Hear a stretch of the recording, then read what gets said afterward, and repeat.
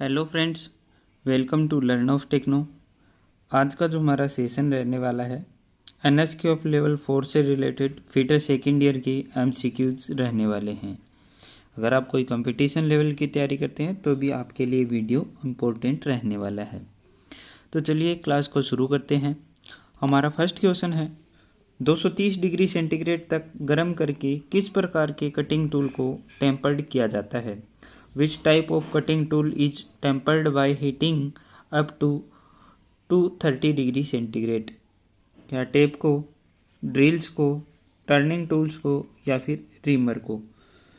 तो कौन सा ऐसा कटिंग टूल है जिसको 230 डिग्री सेंटीग्रेड पर गर्म करके और उसको टेम्पर करते हैं। तो जो हमारे टर्निंग टूल्स होते हैं उनको टेम्पर किया जाता है 230 डिग्री सेंटीग्रेड पर। नेक्स्ट क्वेश्चन है स्टील में नॉर्मलाइजिंग प्रक्रिया क्यों की जाती है। Why is normalising process done in steel, यानी कि नॉर्मलाइजिंग करना है। तो ये मैंने आपको पहले भी बताया था, इसका क्वेश्चन है वो दूसरी बार आया है। तो नॉर्मलाइजिंग क्यों करते हैं। क्या काटने की क्षमता जोड़ने के लिए, उच्च कठोरता विकसित करने के लिए, स्ट्रेस और स्ट्रेन दूर करने के लिए, घिसने के प्रतिरोध को बढ़ाने के लिए। Why is normalising process done in steel to aid cutting ability, to develop higher hardness, to remove stress and strain, to increase resistance to wear। तो क्या राइट आंसर हो जाता है। तो इसका C is the right answer, to remove stress and strain. Stress और strain को दूर करने के लिए हम नॉर्मलाइजिंग करते हैं। नेक्स्ट क्वेश्चन है हमारा निम्न में से कौन सी ऊष्मा उपचार प्रक्रिया स्टील के घिसाव प्रतिरोध को बढ़ाती है। Which of the following heat treatment process increase the wear resistance of steel। क्या एनिलिंग होता है, टेम्परिंग होता है, हार्डनिंग होता है या फिर नॉर्मलाइजिंग होता है। वियर रेजिस्टेंस की बात यहाँ पर की गई है, घिसाव प्रतिरोध को कौन बढ़ाता है। तो क्या इसका राइट आंसर हमारा हो जाएगा, इसका राइट आंसर हो जाएगा हार्डनिंग। हार्डनिंग है, हार्डनिंग से हम क्या कोई चीज़ को घिसने से बचा सकते हैं। तो C is the right answer. Annealing का उद्देश्य क्या है। What is the purpose of annealing. Steel को नरम करने के लिए, कटिंग क्षमता जोड़ने के लिए, घिसाव प्रतिरोध बढ़ाने के लिए, स्टील की ग्रेन संरचना को रिफाइन करने के लिए एनिलिंग की यहाँ पर बात की गई है। तो what is the purpose of annealing, to soften steel, to aid cutting capacity, to increase resistance to wear या फिर to refine the grain structure of steel. तो इसका क्या राइट आंसर हमारा हो जाता है। तो स्टील को नरम करने के लिए हम क्या एनिलिंग प्रोसेस करते हैं टू सॉफ्ट स्टील, यानी कि ए इसका राइट आंसर है वो हो जाता है। ठीक है।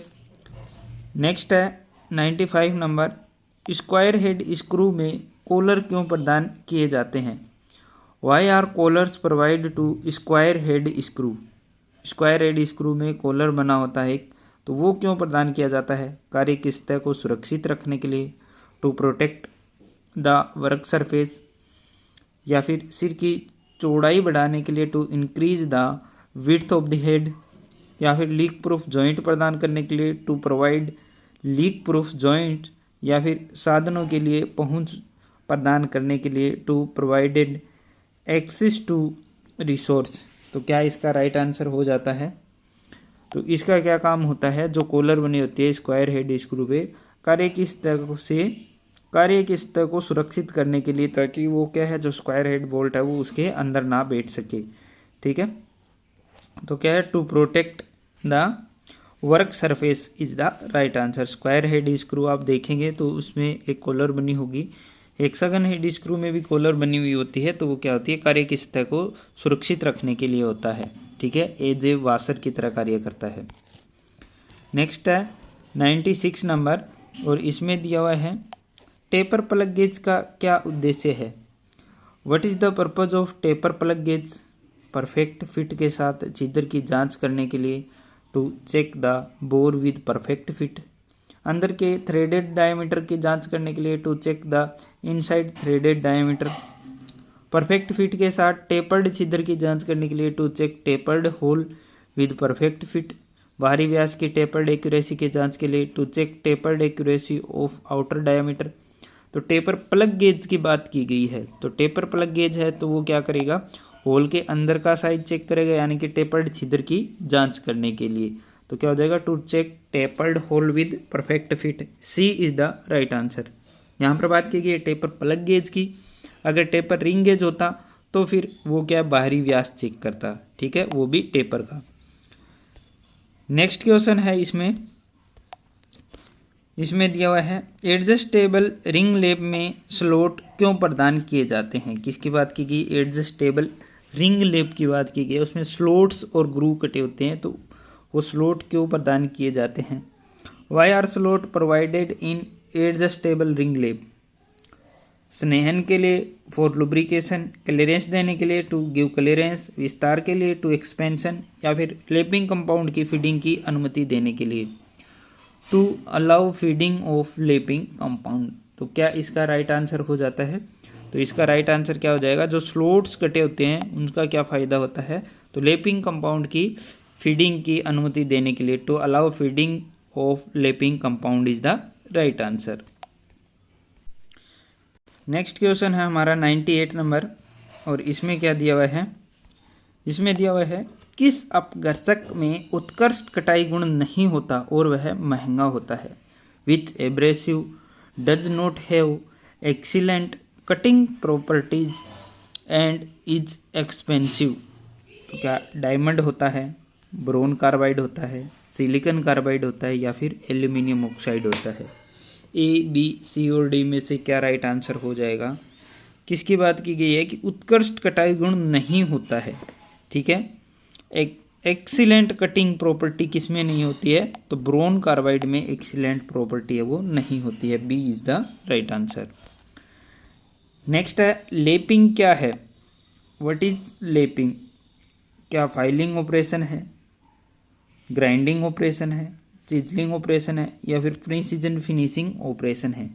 तो लेपिंग एक क्या चीज़ है, तो लेपिंग हमारा क्या है, एक्यूरेसी के साथ में कोई चीज़ को परिशुद्ध बनाता है, यानी कि precision finishing operation is right answer, D इसका राइट आंसर है वो हो जाता है।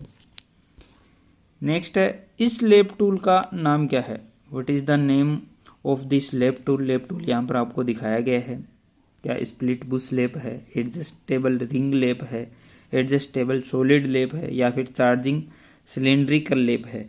तो क्या राइट आंसर इसका हो जाता है, तो ये जो हमारा लैप है यह क्या है, स्प्लिट बुश लैप है, यानी कि ए इसका राइट आंसर है वो हो जाता है। डियर फ्रेंड, इन क्वेश्चंस के जो आंसर है वो निम्न के अकॉर्डिंग है, तो अगर आपके एग्जाम में आता है ये, तो आपको यही क्वेश्चन है वो करके, क्वेश्चन के आंसर है वो यही करके आपको आने हैं।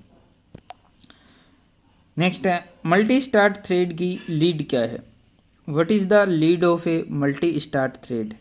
पिच इंटू स्टार्ट की संख्या, लीड इंटू स्टार्ट की संख्या, पिच इंटू मेजर व्यास, या फिर पिच इंटू माइनर व्यास। क्या पूछा गया, मल्टी स्टार्ट थ्रेड की लीड क्या है, what is the lead of a multi start thread. Pitch into number of starts, lead into number of starts, pitch into major diameter, या फिर pitch into minor diameter. Multi start thread की lead क्या है इसके बारे में पूछा गया है, तो मल्टी स्टार्ट थ्रेड की लीड हमारी क्या होती है, pitch into number of starts, pitch into start की संख्या is the right answer. Next है इस स्क्रू का प्रकार क्या है, what is the type of this screw. इस स्क्रू के बारे में पूछा गया है, तो क्या हेक्सागन हेड स्क्रू है, ग्रब स्क्रू है, राउंड हेड स्क्रू है, या फिर स्क्वायर हेड स्क्रू है। तो ये किस प्रकार का स्क्रू है, तो ये हमारा क्या है, गहराई में जाकर क्या लगने वाला स्क्रू है, तो इसको हम क्या बोलते हैं, ग्रब स्क्रू, यानी कि B is the right answer, B इसका राइट आंसर है वो हो जाता है। नेक्स्ट है चित्र में प्रदर्शित नट का नाम क्या है, what is the name of the nut shown in the picture. यहाँ पर आपको दिखाया गया है, इस नट का नाम पूछा गया है, केसल नट है, स्लोटेड नट है, टी नट है, या फिर केप नट है। तो टी नट और केप नट तो है नहीं, तो क्या केसल नट है या फिर स्लोटेड नट है, किस प्रकार का नट है, तो ए और बी में से क्या इसका राइट आंसर हो जाता है, तो हमारा A is the right answer, castle nut is the right answer. Slotted nut होता है, उसमें क्या नट के अंदर खुद में स्लोट कटे होते हैं, ठीक है। इसमें क्या है, केसल नट में ऊपर से कॉलर बनी हुई है अलग से, उसमें स्लोट कटे हुए हैं, तो ए इसका राइट आंसर है वो हो जाता है। इस नट का नाम क्या है, what is the name of this नट, इस नट के बारे में पूछा गया है, इसका क्या नाम है, क्या केसल नट है, हेक्सागन वेल्ड नट है, कोलर के साथ हेक्सागन नट है, या फिर सेल्फ लॉकिंग नट है। तो इसका क्या राइट आंसर हो जाएगा, तो ये हमारा क्या है, हेक्सागन वेल्ड नट है, यानी कि बी इसका राइट आंसर है। इसमें क्या है, कोलर बनी हुई है, इसमें खांचा बना है। इन नट को दोनों को एक दूसरे के ऊपर टाइट कर देंगे, उसके बाद में इनके बीच में वेल्डिंग करेंगे, तो जो हमारी बोल्ट की थ्रेड्स हैं और नट की जो थ्रेड्स हैं वो ख़राब नहीं होती है। तो ये क्या है, हेक्सागन वेल्ड नट हमारा होता है। नेक्स्ट है, इस रेंज का नाम क्या है, what is the name of this range. तो ये कौन सा रेंज है, क्या फेस रेंज है, हुक रेंज है, फेस पिन रेंज है, या फिर पेन रेंज है। तो क्या इसकी शेप आगे से देखेंगे तो आपको किस प्रकार का दिखाई दे रहा है, वही इसका राइट आंसर हो जाता है। तो क्या इसका राइट आंसर होगा, hook range is the right answer. चित्र में प्रदर्शित स्क्रू का नाम बताइए, name the screw shown in the picture. यहाँ पर क्या है, आपको स्क्रू दिखाया गया है, तो ये किस प्रकार का स्क्रू है, hexagon socket head cap screw है, hexagon socket head cap screw है, या फिर हेक्सागन टैक स्क्रू है, या फिर काउंटर सिंक हेड स्क्रू है, या फिर रेंज चीज हेड स्क्रू है। तो ये किस प्रकार का स्क्रू है हमारा, तो आप देख सकते हैं कि ये यहाँ से क्या है, आगे का भाग है, इसमें चूड़ियाँ कटी होती है, यहाँ से पकड़ रहा है, और ऊपर वाले भाग से क्या कर रहा है, पार्ट को दबा रहा है। ठीक है, एक पार्ट को दबा रहा है और दूसरे को अपनी तरफ खींच रहा है। तो hexagon socket head cap screw है ये। ठीक है, तो ए इसका राइट आंसर है, वो हो जाता है। नेक्स्ट क्वेश्चन है, वह फाइल कौन सी है जो एक सेफ एज के साथ चौड़ाई में समांतर और सेक्शन में आयताकार होती है। Which is the file which is parallel in width and rectangular in section with a safe edge. तो वो कौन सी होती है, क्या ड्रेड नोट फाइल होती है, पिलर फाइल होती है, वार्डिंग फाइल होती है, या फिर स्विच पैटर्न फाइल होती है। यानी कि इसका एक एज सेफ होता है और चौड़ाई में समांतर होती है, तो उसको सेफ एज फाइल भी बोलते हैं, हैंड फाइल के नाम से भी उसको जाना जाता है। ठीक है, लेकिन अगर निमी के अकॉर्डिंग देखें तो इसका pillar file is the right answer, B इसका राइट आंसर वो हो जाता है। किस फाइल में फेस पर डबल कट और किनारों पर सिंगल कट कटे होते हैं। Which file has double cut on face and single cut on edge. क्या पिलर फाइल होती है, सिंगल कट, रास्प कट, या फिर वार्डिंग फाइल। किस प्रकार की फाइल होती है जिसके फेस पर डबल कट दांते और किनारों पर सिंगल कट दांते कटे होते हैं। तो फेस पर डबल कट दांते और किनारों पर सिंगल कट दांते हैं, वो हमारा नॉर्मली क्या है, डबल कट फाइल होती है, उसके ऊपर कटे होते हैं। ठीक है, लेकिन डबल कट फाइल का तो यहाँ पर ऑप्शन नहीं दिया हुआ है। यहाँ पर निमी के अकॉर्डिंग अगर क्वेश्चन देखें और उसका आंसर देखें तो wording file is the right answer. 9 number है, 109 नंबर है, इस फाइल का नाम क्या है, what is the name of this file. इस फाइल के बारे में पूछा गया है। ठीक है, आगे से आप देख सकते हैं कि इस प्रकार बनाया गया है कि यह राउंड फाइल है। तो क्या ये पिलर फाइल है, वार्डिंग फाइल है, स्विच पैटर्न फाइल है, या फिर ड्रेड नोट फाइल है। तो ये किस प्रकार की फाइल, हमारी स्विच पैटर्न फाइल है। ठीक है, सी इज द राइट आंसर, सी इसका राइट आंसर है, वो हो जाता है। नेक्स्ट और लास्ट क्वेश्चन है, इसमें दिया हुआ है इस गेज का नाम क्या है, what is the name of this gauge. ये गेज आपको दिखाया गया है, थ्रेड प्लग गेज है, थ्रेड रिंग गेज है, कैलिपर गेज है, या फिर रिंग गेज है। तो क्या ये थ्रेड प्लग गेज है, थ्रेड रिंग गेज है, कैलिपर गेज है, या रिंग गेज है। तो नॉर्मली क्या है, रिंग के जैसा दिखाई दे रहा है, इसके अंदर थ्रेड वगैरह कटी हुई नहीं है, तो ये थ्रेड रिंग गेज तो हो नहीं सकता, तो ओनली क्या है, रिंग गेज है, D is the right answer. लेकिन अगर निमी के अकॉर्डिंग अगर हम इसकी बात करें तो ये क्या है, बी इसका राइट आंसर होता है, यानी कि इसको क्या है, निमी ने thread ring gauge is the right answer माना है, बी इसका राइट आंसर माना है। ठीक है डियर फ्रेंड, वीडियो अगर आपको अच्छा लगता है तो अपने फ्रेंड सर्कल में ज़रूर शेयर कीजिए, चैनल को सब्सक्राइब नहीं किया सब्सक्राइब कर लीजिए। आप कोई भी कंपटीशन लेवल की तैयारी करते हैं तो हमारे चैनल के साथ ज़रूर जुड़िए। आपको पर डे शाम 8 बजे एक नया वीडियो हमारे चैनल पर ज़रूर देखने के लिए मिलेगा, जिसमें आप कुछ ना कुछ नया सीख कर जाएंगे। Wish you all the best.